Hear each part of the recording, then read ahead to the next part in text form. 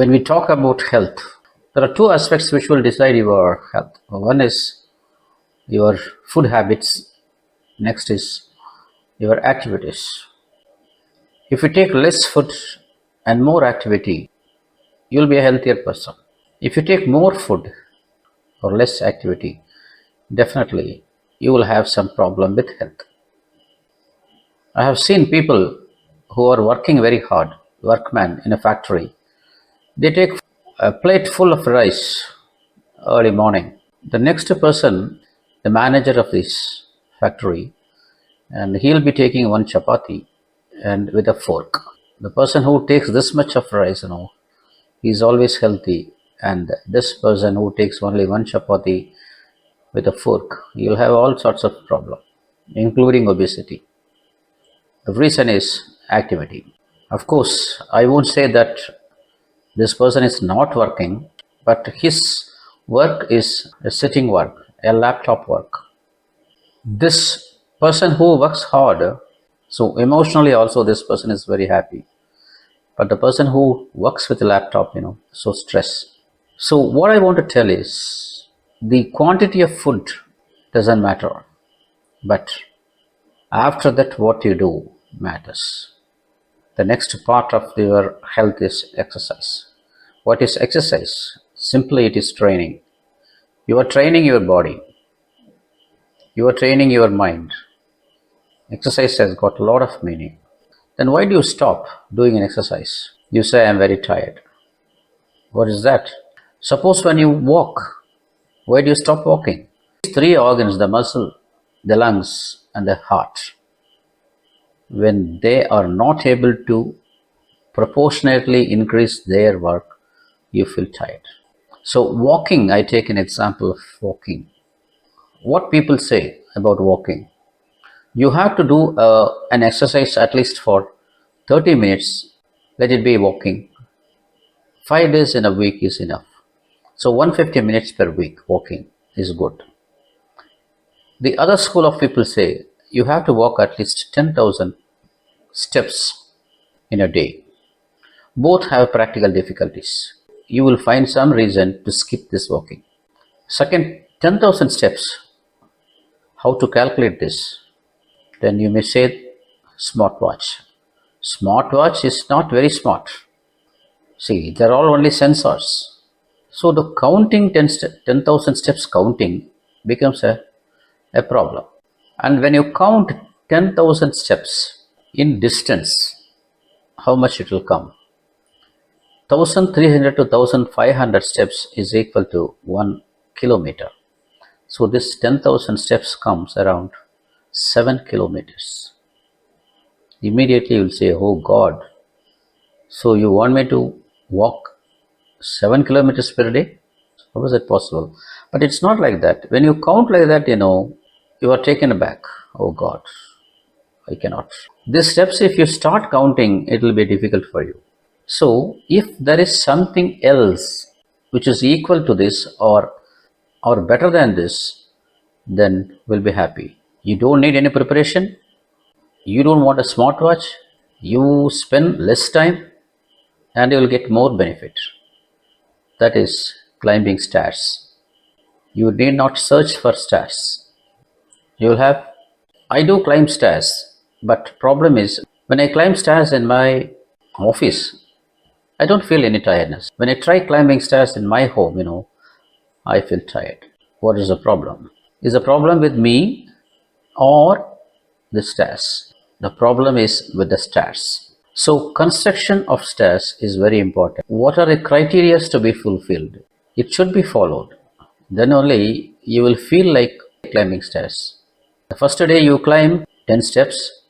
After that you feel a bit tired. You relax for a few seconds and then again you go. After 2 or 3 days you climb 15 stairs. Only after that you get some sort of breathlessness. You stop. Now this becomes a motivation for you. Last week I could climb only 10 steps. This week 15 steps. You will enjoy this climbing stairs. You are feeling the improvement which you may not see in walking outside. But remember, everything depends upon the construction of the stairs or the steps. If they follow these dimensions, then climbing will be easier for you.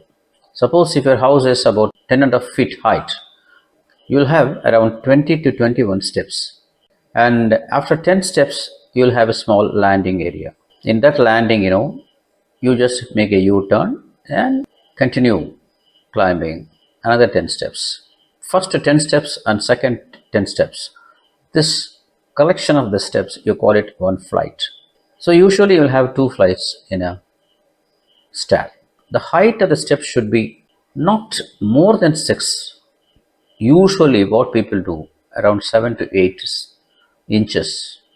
But why do they do that? To save space. The height should be, for an easy climbing, it should be 6 inches. Next is the breadth of the step. You want to purchase a shoe. If you are using 7 size shoes, then your foot will be around 9 inches length. So if you keep your foot on the step, the heel should not come out of the step. For that, minimum 11 inches should be the breadth. The height you call it rise, and this breadth you call it tread. Next is the breadth of the steps. Usually people, you have only a 3 feet steps, but it will be better if you have 4 feet. Next thing is the rails. Usually you will have rails in the right hand, on the right hand side. In some places you will have by the left side also. So this should be the engineering part of this stairs. Unless the engineering part is good, the medical part will not be good. See, only for saving space, many people have the height of the step 8 inches and the breadth is around 9 or 10 inches, which is not correct. For many years we are going to climb the stairs, so there is no meaning in calculating the space occupied by the steps. How you climb? See, when you climb, you don't look at every step. The first step you may have a look, and what will be the height and what will be the breadth, something like that. The first step you may look down. After that, you don't look at the steps. The brain, on seeing the first step, it registers that the height of the step is 6 inches, the breadth is sufficient, so you can walk. So even you can climb talking with someone without any problem, because the brain knows how much the foot should raise to go to the next step. Everything is registered by the brain. Sometimes what happens, when you're climbing, at a particular step, you may hit the step.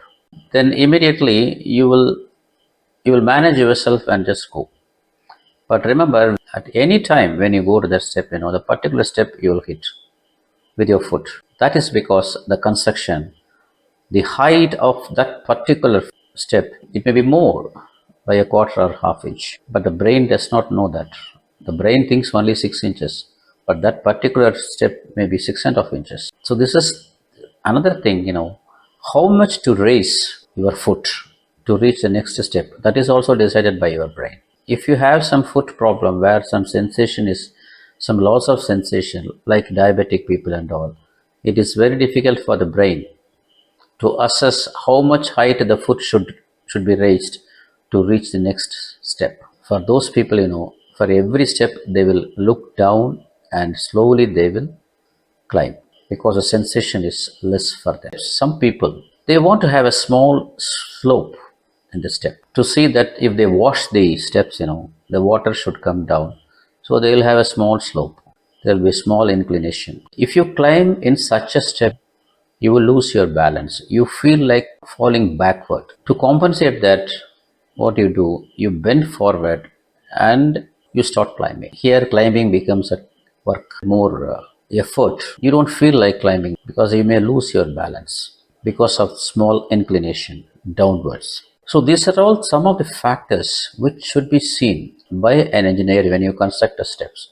Then only you can have a climbing as an exercise. Otherwise, you won't enjoy this climbing. If you feel tired in a very short time when you climb up, don't think that you are very weak. See the stairs. The problem may be in the stairs. So unless the engineering part is good, the medical part, climbing stairs, may not be a pleasant affair.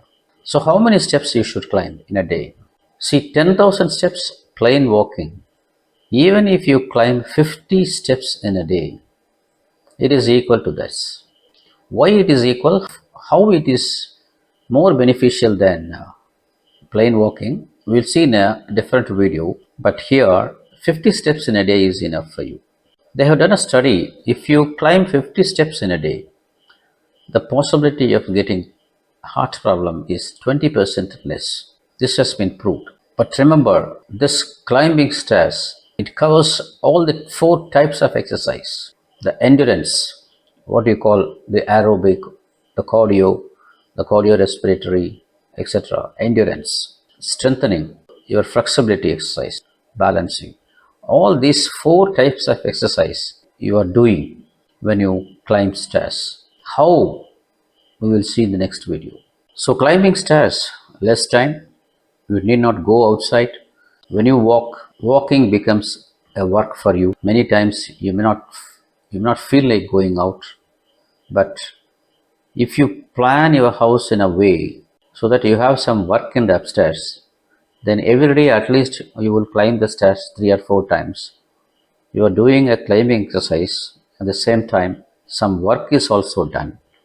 So you have two benefits when you climb stairs in your house, and you will not skip this when you have a purpose in climbing upstairs. So it is a multi-purpose thing. So practice this habit. So compared with the plain walking, climbing is really good. Climbing stairs is good. For that, you should have a proper construction of your steps or stairs. And apart from this, one more point is, if a person climbs the stairs for weight reduction, if you have more weight, the calories burnt will be more. When you compare with the plain walking and the climbing stairs, an obese person climbing stairs will lose more weight because he has to lift the whole weight and climb. So the purpose of this video is, everybody says that climbing is good, but to make a climbing a pleasant affair, the construction of the stairs or steps should be perfect. In my next video, we'll talk something about the mechanics and mechanism of climbing, why it is beneficial and how much it is beneficial and all, in my next video. Thank you.